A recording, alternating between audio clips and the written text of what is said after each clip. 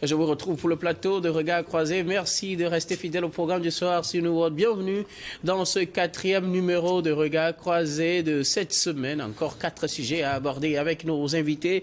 Nous parlerons d'abord du Sénégal, les regards désormais tournés vers le Conseil constitutionnel. Après ce sujet, nous resterons au Sénégal. Notre deuxième sujet, mobilisation contre le report, dispersion systématique des rassemblements. Notre troisième sujet concernant la République démocratique du Congo. Le secrétaire général adjoint de l'ONU appelle le M23 à cesser immédiatement son offensive. Puis nous terminerons bien évidemment par le Togo. AMU, Assurance Maladie Universelle, les syndicats de la santé posent leurs revendications. Et pour en parler ce soir, l'équipe du jeudi est au grand complet. Robert Kossigan Akwete, vous êtes analyste politique et président de l'Alliance Jeunesse Développement AJD. Bonsoir Robert et bienvenue. Bonsoir docteur, bonsoir l'ambassadeur des États sahéliens, bonsoir monsieur Tommy. Mon frère Tommy, bonsoir à tous les téléspectateurs de Niwa TV de par le monde. Je dis sincère félicitations à l'équipe d'Abidjan qui vient de donner une leçon à la jeunesse africaine, celle de la résilience, du combat et de croire à ce qu'on fait. Ça donne toujours, ça paye. Bravo à eux. Les éléphants de la Côte d'Ivoire, vous parlez? Oui, je parle des éléphants de la Côte d'Ivoire. Et qui sont tombés à la mort, ressuscités et qui, comme Jésus-Christ, montent crescendo au ciel. Ah là là. Là, ils ne seront pas champions. On verra. Ils ne seront pas champions. À côté de vous, s'il vous plaît, on leur souhaite tout cela. Non. À côté de vous, Robert, c'est Emmanuel Vivien Tommy. Vous êtes journaliste, directeur général de Plume Libre. Vous êtes également conseiller en communication politique. Bonsoir Vivien et bienvenue. Bonsoir Guillaume, bonsoir aux téléspectatrices et téléspectateurs de New World et surtout de l'émission Regard Croisé. Je salue particulièrement nos amis qui nous suivent depuis Dakar, ceux qui sont à Bamako, Niamey, Ouagadougou et aussi Conakry. Ils savent pourquoi. Merci beaucoup pour la salutation. Je crois que les habitués à cette émission comprennent pourquoi. Alors, notre troisième invité, vous le savez déjà, c'est le pasteur Edo Komi. Vous êtes le président du mouvement Martin Luther King, MMLK. Vous êtes également le premier adjoint au maire de la commune Golfe 2. Bonsoir, pasteur. Oui, bonsoir, docteur. Bonsoir à tous mes co-débatteurs. Je salue les compatriotes du côté de Dakar, où Macky Sall nous a donné beaucoup de sujets à débattre par rapport à son comportement. Je pense que c'est du nouveau. Il a une marque déposée désormais, et je crois qu'il méritera un prix. On va certainement en revenir. Je salue l'Afrique tout entière. L'Afrique, selon moi, doit bouger, et je pense que nous serons les acteurs de cette histoire de la nouvelle Afrique et j'y crois fermement. Merci. Salut à tous, à toutes. Merci beaucoup à vous. Pasteur, avec vous, donc, chers invités, nous allons aborder notre premier sujet. Nous prenons la direction du Sénégal. Le regard désormais tourné vers le Conseil constitutionnel. Il faut dire que certains candidats ou 3 candidats à cette élection présidentielle ont annoncé avoir saisi le Conseil constitutionnel. Il s'agit de Mame Boye Diao, Bassirou Diomaye Faye et Malick Gakou qui ont annoncé avoir saisi le Conseil constitutionnel face à tout ce qui se passe finalement au Sénégal. Samedi, le président Macky Sall a annoncé le report sine die de la présidentielle. Lundi, l'Assemblée nationale a voté une proposition de loi permettant de reporter la présidentielle jusqu'au 15 décembre. Entre-temps, il y a certains qui continuent de faire des rassemblements, disant que ils peuvent continuer à faire campagne. Que faut-il décider? On sait aussi, entre-temps, qu'une commission d'enquête a été mise sur pied pour enquêter sur des soupçons de corruption sur 2 membres du Conseil constitutionnel. Face à tout cela, il faudrait bien que le Conseil constitutionnel, qui décide en dernier ressort du report ou non d'une élection présidentielle au Sénégal, se prononce, et tous les regards sont tournés vers ce Conseil constitutionnel. Quelle serait sa position? À quoi doit-on s'attendre face à ce bras de fer qui s'installe, je dirais, finalement, entre les 3 pouvoirs, l'exécutif avec Macky Sall, le législatif avec l'Assemblée nationale, et puis le judiciaire avec le Conseil constitutionnel, vers qui maintenant les regards se retournent. À quoi j'attends s'attendre finalement au Sénégal? On attend que le Conseil constitutionnel se prononce sur ces recours. Robert Kossigan-Akuté, je voudrais bien commencer par vous. Quelles sont vos appréhensions? Quelle lecture faites-vous de la situation au Sénégal avec ce La recours? situation du Sénégal est rocambolesque. La décision de Macky Sall sur tous les éléments de droit et les éléments politiques, voire sociaux, ne rime à rien. Rime qu'à l'autocratie, rime à la non-préparation de son camp politique pour valablement le représenter. Et aussi, on dénote aussi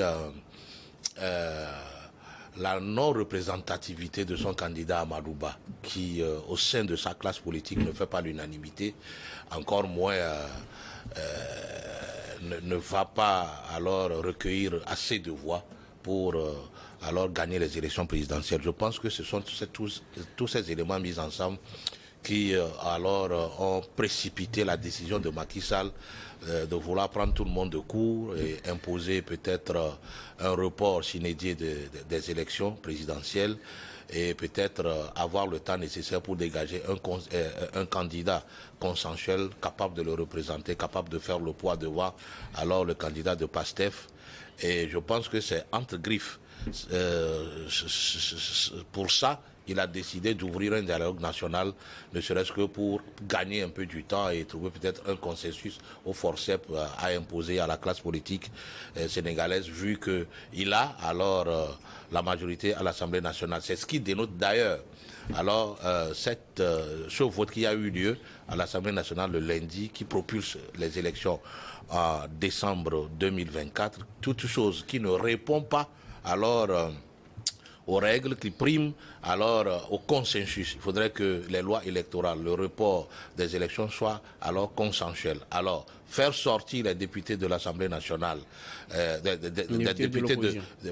députés de l'opposition de l'Assemblée nationale avant le vote aussi, je pense que ça montre alors une vice de forme. Ce qui alors oblige le Conseil constitutionnel à pouvoir dire quelque chose, à pouvoir dire le droit. Et pour vous, quel sera le droit? Non, le droit qui sera dit, c'est que le Conseil constitutionnel, c'est vrai qu'il y a deux personnalités, deux juges parmi eux qui sont soupçonnés de corruption, mais jusque-là, jusqu'à la fin, avant la fin de l'enquête, ils sont toujours, ils bénéficient de la présomption d'innocence. Alors, ça voudrait dire que le Conseil constitutionnel peut se réunir alors et dire le droit sur cette décision de Macky Sall validée par l'Assemblée nationale, puisque vous savez, il faut faire la séparation des pouvoirs. Le juge constitutionnel a quelque chose à dire, c'est-à-dire valider la décision de Macky Sall par le truchement de ce vote à l'Assemblée nationale, ou l'infirmer carrément, rapporter ce vote pour que voilà, la cour des élections puisse continuer, soit en fixant une date plus proche que la date du 15 décembre 2024, qui donne pratiquement 10 mois, qui ajoute 10 mois voilà, de plus au mandat de Macky Sall, qui n'est pas constitutionnel. Alors, si le juge constitutionnel veut éviter un vide constitutionnel, veut éviter que le Sénégal plonge peut-être dans l'insurrection populaire, il va falloir il invalide cette décision-là pour amener tout le monde à la table de négociation politique pour fixer une date plus courte afin que voilà, les élections puissent avoir lieu dans la paix, dans l'équité et la transparence. Merci beaucoup à vous, Robert Kossigan-Akuté. Emmanuel Vivien Tomi, quelle lecture faites-vous de la situation actuelle au Sénégal? Le président a annoncé quelque chose, l'Assemblée nationale a fait un vote, il reste le Conseil constitutionnel qui est d'ailleurs saisi, comme je le disais en introduction, par 3 candidats pour se prononcer sur l'issue du processus électoral. En principe, la loi fondamentale du Sénégal dissocie les pouvoirs.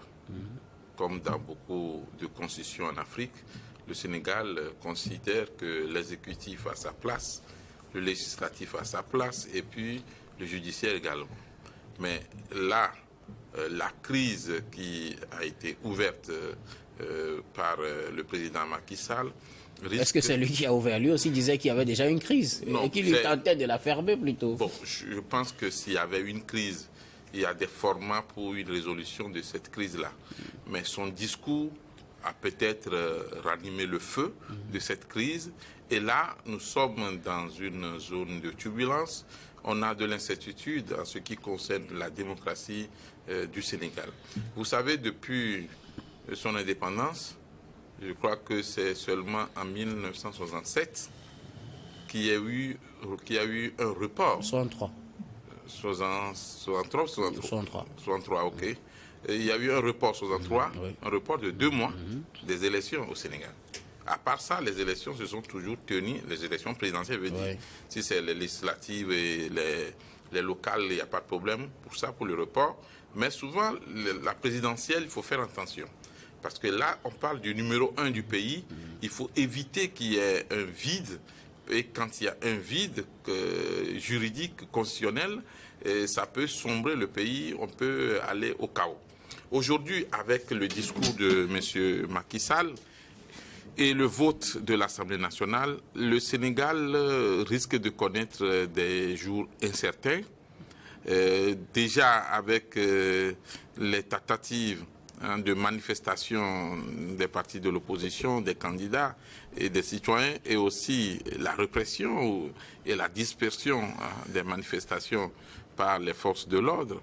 Le fait que des hommes en uniforme rentrent, violent le Parlement en y allant chercher des députés pour les faire sortir. Et je crois que tout cela ne montre pas un avenir certain pour la démocratie du Sénégal qui était bien appréciée en Afrique. Alors on attend aujourd'hui le Conseil constitutionnel. Que doit-on faire? Que doit-il faire le Conseil constitutionnel? Vous savez, dans le cas actuel, je ne suis pas certain que le Conseil constitutionnel puisse dénouer la crise. Et puis n'oubliez pas que de la même façon que les forces de l'ordre sont partis faire sortir des députés de l'Assemblée nationale, est-ce qu'on va donner le temps au Conseil constitutionnel pour se réunir d'abord? Vous craignez que quelqu'un vienne le déloger à leur rassemblement? On n'est pas dans un processus de respect des droits et des libertés, dans un processus démocratique. On est dans un processus qui peut avoir un autre nom.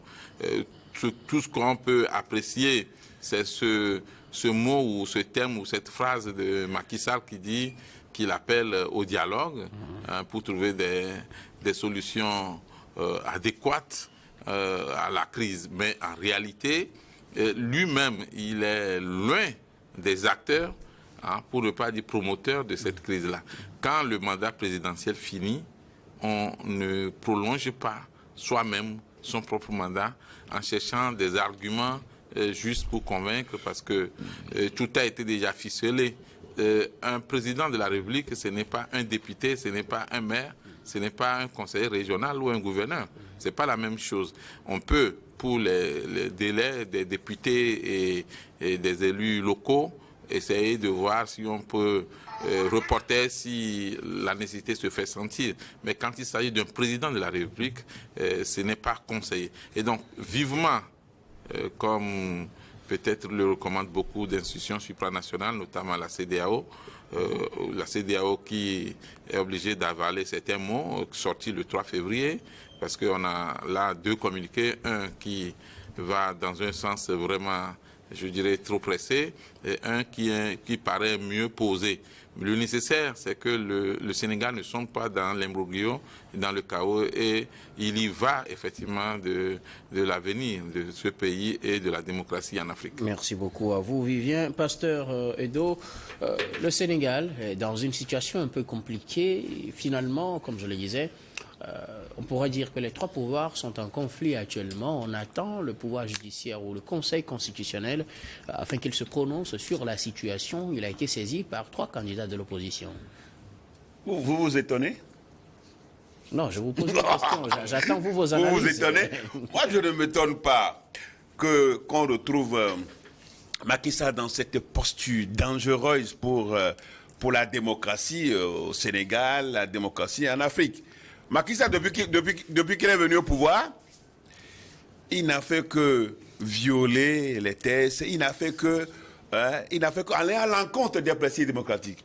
En arrêtant les gens, en emprisonnant l'opposition, en bafouant, en bâillonnant la presse. Donc on a vu, les Sénégalais sont d'accord avec moi que Macky Sall est venu juste leur montrer un autre visage qu'il avait avant, au temps d'Abdoulaye Wade, où il tenait des propos... Est-ce que ce n'est pas la fin de son mandat? Il tenait des propos blancs comme si il allait faire quelque chose pour la démocratie sénégalaise. Aujourd'hui, c'est clair, tout ce qu'il a fait, les motifs qu'il a évoqués, pour pouvoir prolonger, décider de reporter l'élection présidentielle, mais c'est des motifs fallacieux qui ne tiennent rien. Il s'est donné une prérogative qui n'est pas la sienne. Et comme vous l'avez dit, la démocratie sénégalaise est vraiment en danger et que la situation actuelle complique la tâche à la CEDEAO, parce que qui est contre les militaires au pouvoir dans les 3 pays. Donc aujourd'hui, il est clair que Macky Sall est en train de semer de la pagaille, du désordre et fait voler en éclats cette tradition démocratique que nous lui connaissons. Alors, la Cour constitutionnelle, le Conseil constitutionnel aujourd'hui a le dernier mot, parce que c'est le juge constitutionnel en matière électorale. Et donc, du coup, il lui revient de se prononcer sur cette situation. L'Assemblée nationale, vous voyez, les élus du peuple qui prennent des décisions contre le peuple, c'est dommage. Ça fait très mal que l'objectif, le motif évoqué qui concerne les deux juges du Conseil constitutionnel qu'on soupçonne de corruption. Bon, donc, ils sont présumés innocents. Donc, aujourd'hui, il revient au Conseil constitutionnel de dire le droit. De casser le vote qui a été fait à l'Assemblée nationale. D'ailleurs, à l'absence des députés de l'opposition qu'on a chassé, que les gendarmes, les forces de sécurité sont venus chasser, sortis du Parlement. Est-ce qu'on peut imaginer que les forces de sécurité rentrent dans le Parlement et puis chassent les élus du peuple? Alors vous voyez le scénario, l'image qui est une image qui n'est pas normale à voir. Ça choque le monde entier. Et donc aujourd'hui, le Conseil constitutionnel a son mot à dire devant cette situation. Et quel serait ce mot selon vous? Ce mot, c'est de dire le droit. D'abord, c'est de casser la décision, le report de l'élection présidentielle. Et puis, le vote qui est fait même à l'Assemblée nationale est anticonstitutionnel. Parce que le fait de s'octroyer 10 mois de plus, 10 mois de plus pour rester au pouvoir. Alors que lui, à l'époque, il avait dit aux gens, si Abdoulaye Wade arrive à se donner un jour à son régime, à son règne, ils allaient le déloger. Aujourd'hui, regardez ce qu'il est en train de faire. Il parle de la stabilité. Est-ce que c'est la stabilité aujourd'hui pour le Sénégal? Regardez, avec les images qu'on est en train de voir, est-ce que c'est de la stabilité? Donc je pense quand même que Macky Sall, je ne sais pas si c'est comme ça que la démocratie fonctionne chez ses amis. Vous comprenez déjà, vous suivez mon regard. Si c'est comme ça, la démocratie fonctionne chez les amis de Macky Sall. Merci beaucoup. Merci beaucoup à vous. Nous allons marquer la première pause, puis on revient juste après pour la suite de cette émission.